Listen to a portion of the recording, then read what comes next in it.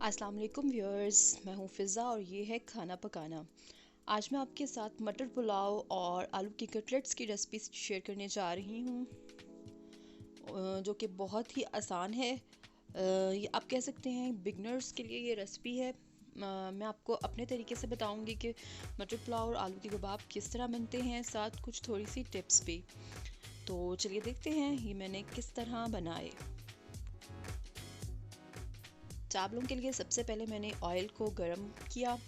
आपने ऑयल को गर्म करना है और उसके बाद दो प्याज के स्लाइसेस कटे हुए आपने इसमें शामिल कर देने हैं और उसको अच्छे से फ्राई करना है। उसको फ्राई करने के बाद आप इसमें एक अदद टमाटर शामिल करेंगे कटा हुआ, और उसको अच्छे से आपने फ्राई कर लेना है। प्याज जब हल्का सा अपना कलर चेंज करने लगे तो टमाटर शामिल कर दें, और इसके साथ अब इसमें एक बड़ा चम्मच लहसुन पेस्ट डालना है और उसको अच्छे से पका लेना है ताकि लहसुन का जो कच्चापन है वो ख़त्म हो जाए।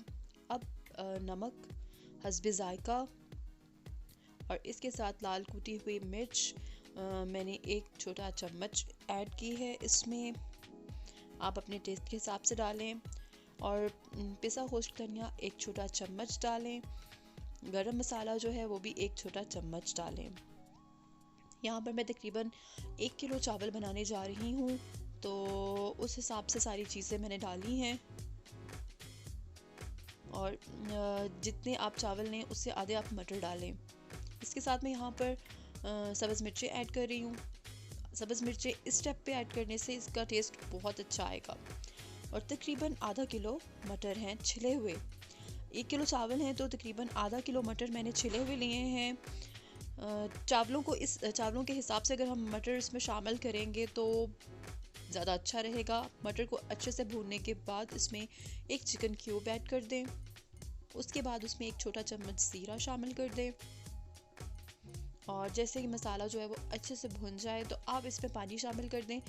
1 किलो चावल थे, तकरीबन मेरे 2 गिलास चावल थे, तो मैंने उस हिसाब से 4 गिलास इसमें पानी के शामिल किए हैं। और इसके बाद आपने क्या करना है कि इसके बॉयल होने का इंतज़ार करना है, और साथ साथ देखते रहना है कि मटर भी गल गए हैं या नहीं। और जैसे ही पानी जो है वो इस स्टेप पे आए, उबलने लगे, तो आपने बिल्कुल अपने चावल आप आधा घंटा भिगो के रखें तो अच्छे फूलते हैं। अगर आप चावल भिगो के फिर डालेंगे तो उससे चावल अच्छे फूलेंगे। चावलों के बाद इसमें थोड़ा सा दही, ये टिप है, अगर आप दही शामिल करेंगे तो चावल इस स्टेप पे दही शामिल करेंगे तो चावल बहुत मज़े के बनेंगे। और ये देखिए अब इतना पानी रह गया है, अब दम का वक्त आ गया है। यहाँ पर आप अपना नमक और मिर्च जो है वो अच्छे से टेस्ट कर सकते हैं। यहाँ पर आपको बिल्कुल सही से पता लगेगा कि आपके चावलों में नमक और मिर्च ठीक है या नहीं, और फिर उस हिसाब से आप उसको ऐड भी कर सकते हैं। ये मैंने दम लगा दिया है। अब तकरीबन 15 मिनट बाद हम अपना दम खोलेंगे, और ये देखिए दम जो है वो अच्छे से ख़त्म हो चुका है। हमारे चावल गल चुके हैं। इन्हें डिश आउट करते हैं और आलू के कबाब की तरफ चलते हैं। ये देखिए तकरीबन आधा किलो आलू मैंने लिए थे, उनको बॉईल कर लिया था। और आपके लिए एक टिप है कि अगर आप आलू बॉईल करने के साथ फ़ौरन ही आप मैश करेंगे तो उसके कबाब जो हैं वो ज़्यादा मज़े के बनेंगे, बजाय इसके कि आप आलूओं को ठंडा करके या घंटे दो बाद मैश करके उसके कबाब बनाएं। अब हम इसमें शामिल करते हैं अपनी स्पाइसेस। नमक एक छोटा चम्मच, लाल कुटी मिर्च एक छोटा चम्मच, और इसके साथ धनिया पाउडर एक छोटा चम्मच, गरम मसाला एक छोटा चम्मच, और इसके साथ चॉप की हुई प्याज है, तकरीबन एक छोटी प्याज ली थी मैंने, और इसके साथ बारीक कटी हुई सब्ज़ मिर्च ली है, और थोड़ा सा धनिया लिया है। और अब हम इसको करेंगे अच्छे से मिक्स, और सारे मसालों को, सब चीज़ों को अच्छे से मिक्स करने के बाद अब हम इसके कबाब बना लेंगे। और ये देखिए इस तरह करके हम सारे कबाब बना लेंगे।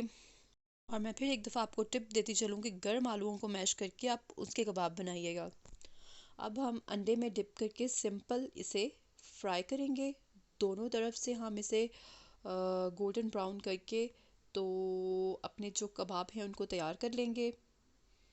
और ये देखिए कितने मज़े के फ्राई हो रहे हैं, और ये एक तरफ से फ्राई हो चुके हैं और दूसरी तरफ से फ्राई करने के बाद हम अब इसे निकाल लेंगे। ये देखिए व्यूअर्स, हमारा मटर पुलाव और मटर पुलाव के साथ हमारे जो आलू के कबाब हैं वो दोनों रेडी हो चुके हैं। बहुत ही आसान, बहुत ही मज़े के। आप ज़रूर ट्राई कीजिएगा और मुझे कमेंट्स में ज़रूर बताइएगा।